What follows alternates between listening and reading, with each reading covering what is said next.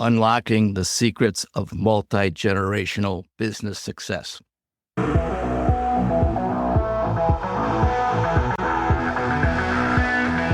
Hi, everyone. I'm your host, John Kuntz, and welcome to another edition of the Disruptor Podcast. For those that are new to our show, the Disruptor series is your blueprint for groundbreaking innovation.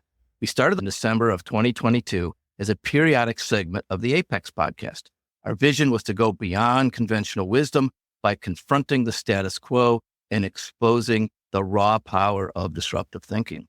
Today, we talk to Lowell, CEO of Impact CFO, to explore why there is a 50% bankruptcy rate of family-owned businesses after the owner's deaths. We will discuss valuable advice on the pitfalls and mistakes founders and business owners make and how to avoid them.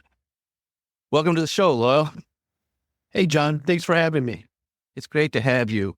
A bit of a different approach to my normal guest, but I think your topic is very relevant. I see this problem of doing succession planning on family-owned businesses. I see it a lot here in Northeast Ohio because we have a lot of small, multi-generational businesses, and unfortunately, a lot of them fade away after the original owner passes away. Before we get going, I would, if you don't mind, take a minute or two and tell us about your background, your education, your experiences. How did you get here? And you can start anywhere you want. Yeah, I like to tell the story of somebody in my family told me when I was about 12 years old that I should be an accountant. I was a pretty obedient little guy. And so I kind of said, hey, yeah, that's pretty cool. I could deal with numbers. I grew up lower middle class. If you were going to go to college, you better come out with a vocation. So I kind of did that. I went to Washington University in St. Louis, business degree, undergraduate accounting, cranked it out there, and then got out of college. I'm from Chicago. I still live in Chicago, moved back to Chicago, as we all good boys do, and went to work in public accounting, which is what all good accountants do. I worked at Arthur Andersen for 3 years. I did not put them out of business. I left there in the early 90s and had nothing to do with that. But I quickly found out I got a great foundation learning the keys to accounting and reviewing things and all of that. But it wasn't that much fun and attractive to me. So when I left there, I went to work primarily for a few years, I worked for some larger publicly traded companies, grinding my teeth in the accounting departments, reviewing, cranking through and moving along. What I found was that big companies weren't for me because of the bureaucracy, the lack of the ability to be creative and really get in and touch the business. Got my MBA at Kellogg Northwestern University in Evanston here. And then I took a career switch in 95, mid 90s, and started working for family-owned businesses. Most of the businesses have been standalone or subsidiaries, 50 to 250 million in sales, manufacturing, industrial products, industrial equipment, after sales. I like the inventory, the mess of manufacturing, so what you can create with it. So worked for 5 or 6 different companies, and I had the fortune the last 5 years, full-time CFO. I've been a CFO for 25 years. Over the last 5 years, 2 third-generation family-owned businesses in the Chicago area, I was able to help them as full-time CFO to successful exits. First one we sold to a large publicly traded company wasn't my cup of tea. The second one we sold to private equity guys, independent sponsors, and a consortium of a family office. Stayed for a bit, tried to figure out what to do, and then decided that wasn't the environment I wanted for the next 5, 10, 15 years. Not the same shared values and ethos that I had. I ended up starting my own firm. I'm focusing on helping that small, mid to mid-sized family-owned business and getting them going on that transition and exit planning so they don't end up in that 50% category. That's a great pedigree, nice, great schools. Wash U is one of those hidden gems that nobody knows how it really is and how smart you have to be to get into it. Kudos to you. I don't think I could get in there today. We're probably all on the same boat. I'm not sure I'd get into schools. I was recruited by Arthur Andersen on their consulting side or IBM, and I ended up going with IBM, but both had great training programs. Arthur Andersen had that campus in Chicago where they used to send everybody. Yeah. So we had campus Dallas, Texas. I got to spend my first year 3 weeks at a time in Dallas. You mentioned 50% bankruptcy. I've seen families torn apart, estranged here in Northern Ohio. We have a lot of the sort of same small manufacturing companies. A lot of them are tier 3 or 4 automobile suppliers, or they've been making widgets for years. Again, very much perked my interest. There's a lot of pertinence here in the Rust Belt and in the Midwestern area as we transform a lot of these businesses. What are some common mistakes or pitfalls that small businesses or mid-sized businesses make when they're trying to take this more traditional approach of succession planning? The diagnosis or symptoms come before they try to do it, because most businesses don't want to engage in the discussion. There's typically, most of the business I work with are 5 to 50 million in sales, run by men who don't want to deal with not being in charge or their mortality. So they ignore it, or they just assume that one of their children is going to come in.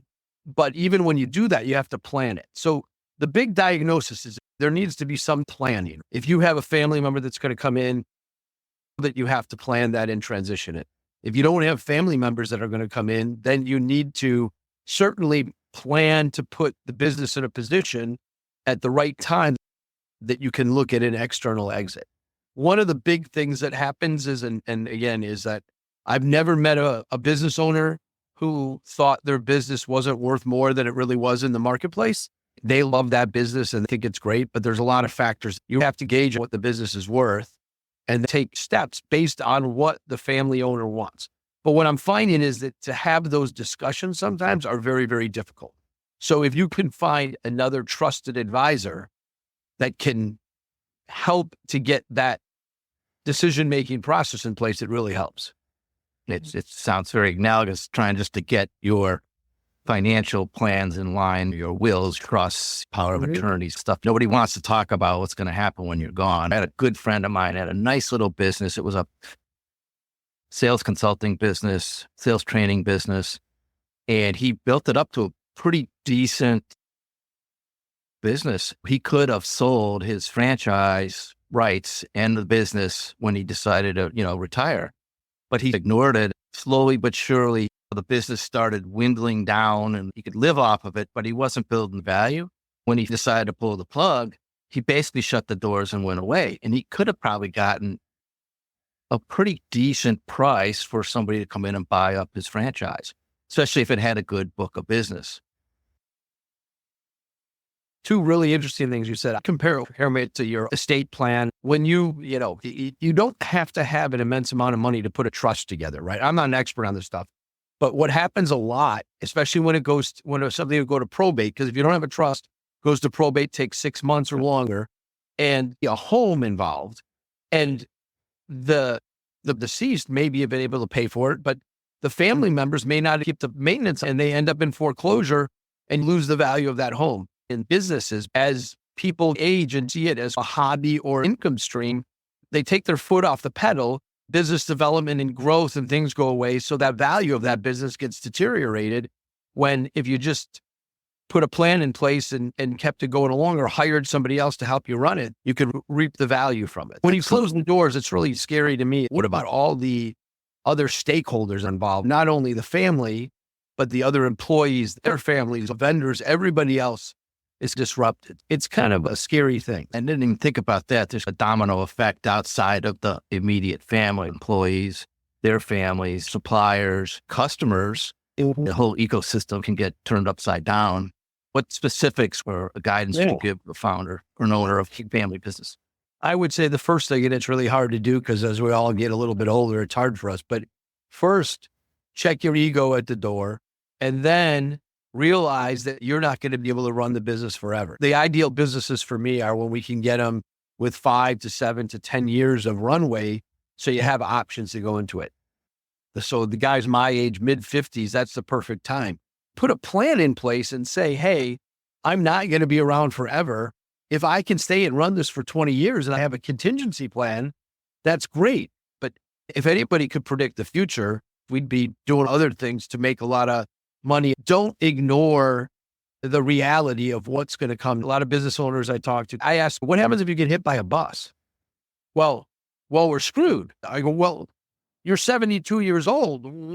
Do you think that there's any possibility that anything's going to happen to you? It's not only passing away, it's disability. And so my wife will be okay. You have life insurance, but then your family or your wife is going to have to deal with running this business that's an albatross. So I say simple things like, do you have key man insurance? And then I get quizzical looks, changing your mentality on it and not wanting to have to run the show for. It's hard, right? It's hard. We've been worked hard and we want to be in charge and we want to do all this stuff. Start talking about, because if you hear about presidents and all that, they're always talking about their legacy. But if this business you started 40 years ago can stay around for another 40 years, run into second, third generations, that's awesome. Now, I have some other really interesting stats. So only 1 in 3 businesses make it to the second generation, and only 1 in 8 make it to the third generation. Wow. Now, if you do some planning and some foresight, you can really bring those odds down a lot. And that's what I'd like to do. Rather than these businesses shutting their doors or being sold to financial owners and sponsors, I'd love to see these family-owned businesses exist. What do you believe, though, just highlight the benefits of taking the approach you propose as part of your fractional CFO services? What I do is all of this is fairly simple. Most family-owned businesses, if they don't have any bank debt, they don't have any need to have audited or published statements, right? All they really need is their tax return, right? So they're booking transactions all year. They're not really looking at anything. They know at the end of the year, we made a little money. They can pay their taxes. They can take some withdrawals. They don't really know the key drivers in their business. So the first thing I said, it's, hey, do we have financial statements on a monthly basis? Sure. Well, do you look at them? No, we never look at them. Well, let's start looking at them and make sure they're accurate.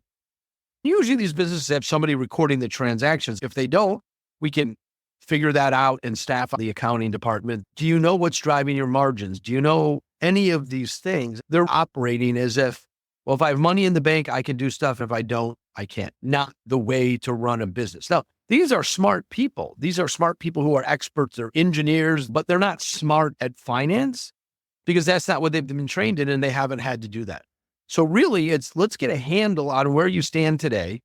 And I can, in a pretty quick fashion, assess what is the key measure in any business is, what's your EBITDA? What's your adjusted EBITDA? We can do that quickly. We're not going to sell it. You don't have to get all the outside valuations and say, hey, you got a business and it's got a $500,000 EBITDA.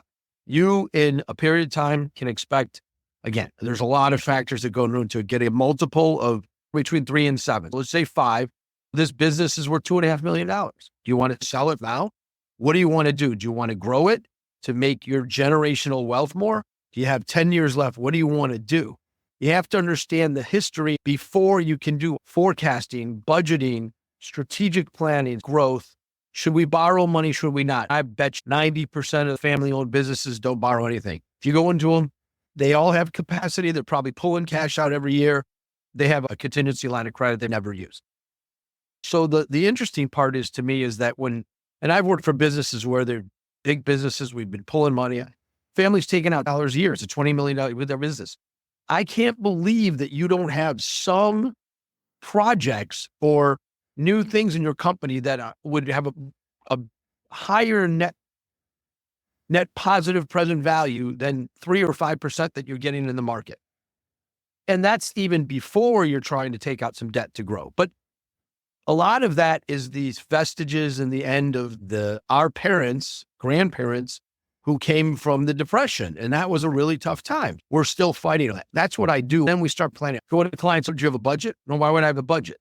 Well, there's a lot of reasons to have a budget. Again, a lot of businesses, especially bigger ones, have a budget because that's how people are compensated. Regardless, you want to have a guideline and a guidepost. And in putting together a budget, you make some planning for the year. And then you have something to strive for. If you're doing $20 million and you want to grow, hey, let's put a target out there and say, we want to hit 25 million in sales this year. Well, what do we have to do to get there? Well, we have to hire these people. We have to put these programs in place. We have to do this. And do we not want to do it? Let's at least have the discussion. You can see I get excited about this stuff.